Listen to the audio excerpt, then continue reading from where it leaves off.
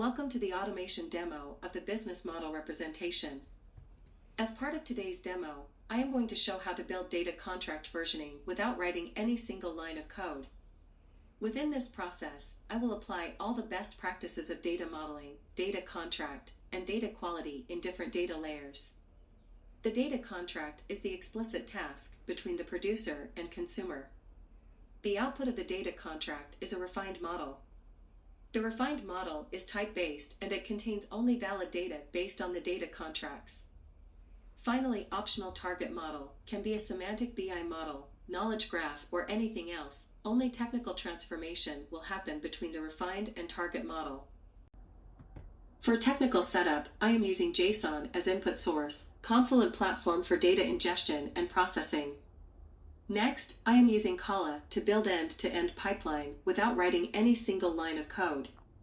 Using Kolle, I will visualize various data model, data profiling, build data contracts between producer and consumer, and generate connectors to pull and push data. Kolle is a low-code data pipeline compiler that can produce streaming code based on data models. Details of Kolle is the out of scope for today's session.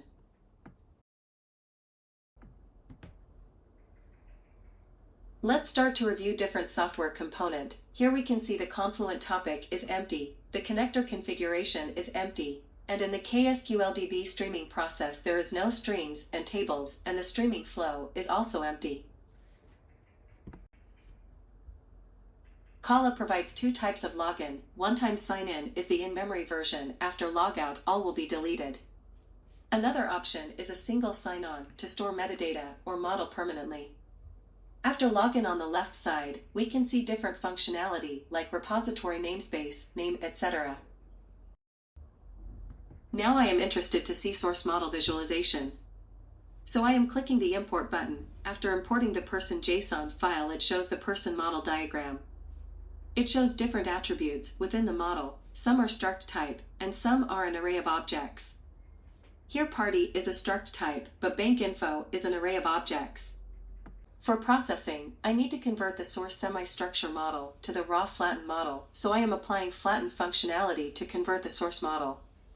I can see raw flattened model visualization immediately. If I click Data Preview, I can see the data set of the raw model.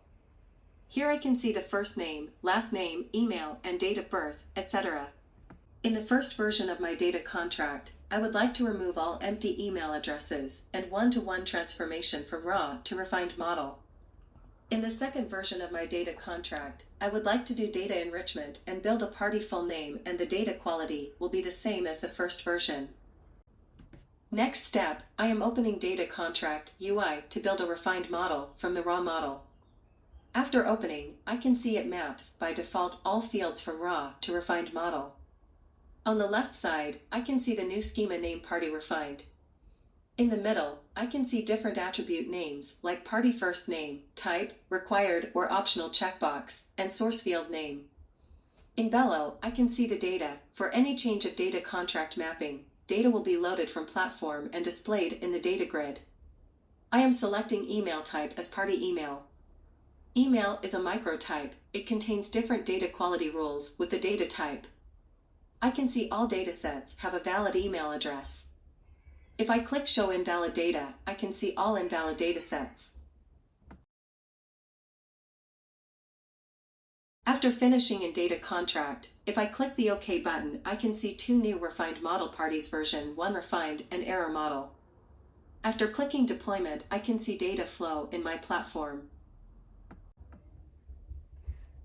This data flow is generated based on raw, refined models, and data contract specifications. I can see valid data from party raw will go to party refined, and invalid data will go to error.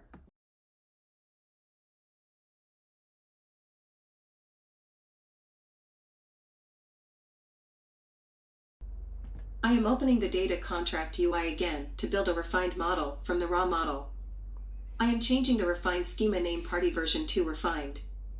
I am clicking New to add a new attribute full name. I can see data in the below real time to see the effective changes. Now I am applying the concatenation function to merge first name and last name. I can see the full name in the data grid. I am changing the email type for the email field to remove all invalid datasets. After pressing the OK button, I can see the Party version 2 refined model. After deployment, a new version of the Party refined is linked to the data flow. If I click Error, I can error code based on the data contract data quality rule. If I click Persistent Queries, I can see different types of queries running to process data in real time. I can also see full name enrichment. I can preview data from different models. If I click Data Preview from Party version 2, then I can see data with full name. If I check Party version 1, then I can see data sets. I can also see data of error model. All invalid data will be stored here. Last but not least, I can search attributes in the whole namespace.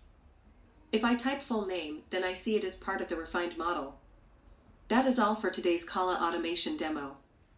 To find more demos, please check the Kolle automation in action on the GitHub pages.